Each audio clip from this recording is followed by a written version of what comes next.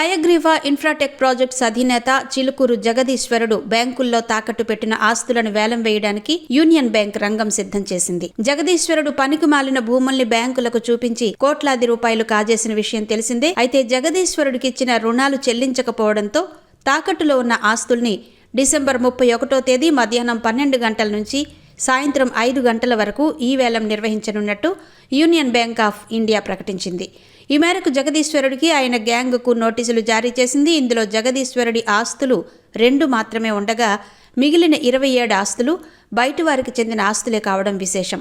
Third party ఆస్తులపై ఇన్ని కోట్ల రూపాయలు హయగ్రీవాకు ఎలా అప్పులిచ్చాయో ఆ బ్యాంకులకే తెలియాలి. ఈ ఆస్తులు కూడా ఇప్పటికిప్పుడు అమ్ముడుపోయేవి కావు. ఎప్పటికైనా బ్యాంకులు అంచనా వేసిన ధరలకు అమ్ముడుపోతాయో లేదో తెలియదు. వాటిలో చాలా ఆస్తులకు సరైన రోడ్లు కూడా లేవు. ఉదాహరణకు 1,87,51,800 రూపాయల రిజర్వ్ ధరగా నిర్ణయించిన రిషికొండ లేఅవుట్ ప్లాట్ నెంబర్ 6కు దారి తెన్ను లేదు. పైగా ఇది గతంలో జరిగిన ఉడా ల్యాండ్ పూలింగ్ స్కామ్కు చెందిన భూమి. ఇది సిఐడి సిట్ విచారణలో ఉన్న భూమి. దీనిపై జగదీశ్వరుడు ఎలా రుణం పొందాడో ఆ పరమేశ్వరుడికే ఎరుక. యూనియన్ బ్యాంక్ వేలం వేసిన మరో ఆస్తిని చూడండి. ఇది మధురవాడ సర్వే నెంబర్ 332లో ఉంది.